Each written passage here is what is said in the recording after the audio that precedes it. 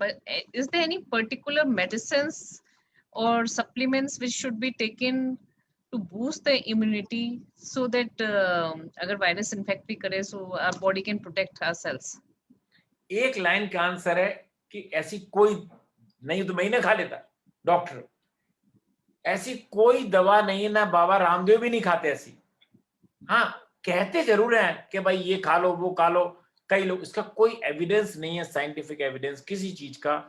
A good healthy food, A good life style, without smoking, without alcohol, that gives a good immunity. Immune system क्या है?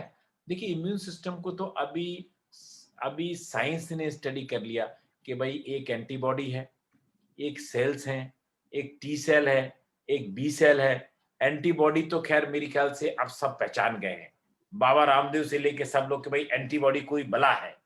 Antibody सही में है, एक antibody है जो कि वायरस के अगेंस्ट में काम करती है।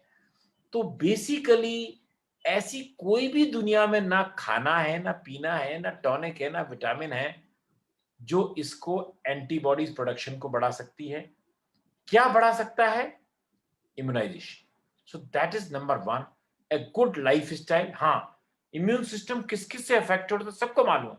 आप यदि रात को देर से सोते हैं तो आपका इम्यून सिस्टम कम काम करता है। आप यदि फालतू का खाना खाते हैं तो इम्यून सिस्टम आपका कमजोर है। आप ज्यादा दारू पीते हैं, आपका इम्यून सिस्टम कमजोर है। आप स्मोकिंग करते हैं, आपका इम्यून सिस्टम कमजोर है। आप डिप्रेशन में हैं, तो वो जो चीजें हमें पहले से मालूम थी, ये चीजें इस शरीर को कमजोर बनाती हैं। कई चीजें इस चीजों को कमजोर बनाती हैं, उससे इम्यून सिस्टम स्ट्रांग कौन करेगा? इन्हीं चीजों को मत करिए तो स्ट्रांग रहेंगे आप। बट क्या कोई दवाई है ऐसी साइंटिफिकली प्रूवन, ऐसी कोई दवाई, विटामिन, टॉनिक या आयुर्वेदिक ड्रग नहीं है जो इम्यून सिस्टम को, हाँ कई लोग क्लेम कर रहे हैं कमर्शियली, जिनका बहुत बड़ा एविडेंस नहीं है, छोटा मोटा एविडेंस है। छोटा मोटा एविडेंस कैसे कलेक्ट किया जाता है? आपने दवाई दे दी, आपने एक अच्छा लिखा पढ़ी किया कि भाई ये अच्छा हो गया, ये अच्छा हो गया, लॉन्ग टर्म डाटा नहीं है। देखिए, कोई भी चीज को जब तक पीयर रिव्यूड ना हो और लॉन्ग टर्म डाटा ना हो तो उसको ना माना जाए। हाँ, लॉन्ग टर्म डाटा हो सकता है, कोई एक डाटा आ जाए कि भाई ये आयुर्वेदिक की दवा है या होम्योपैथिक दवा है या फिर ये विटामिन है। कई लोग बोलते हैं विटामिन सी खा लीजिए, बाद में पता पड़ा ऐसा कोई जरूरत नहीं, विटामिन डी खा लीजिए। तभी तो हम लोग प्रिस्क्रिप्शन में लिखते हैं विटामिन सी, विटामिन डी। क्यों लिखते हैं? कि पहले पहले जो स्टडीज आई हैं, जो जब कोरोना हुआ, जब कोरोना का कोई दवाई नहीं था, तो कई स्टडीज आई कि विटामिन सी खाने से कोरोना की जो हॉस्पिटलाइजेशन रेट कम हो जाती है, विटामिन डी देने से हॉस्पिटलाइजेशन रेट कम हो जाती है। बट बाद में पाया गया कि ऐसा कोई बहुत बड़ा एविडेंस नहीं है, ये शॉर्ट टर्म स्टडीज है।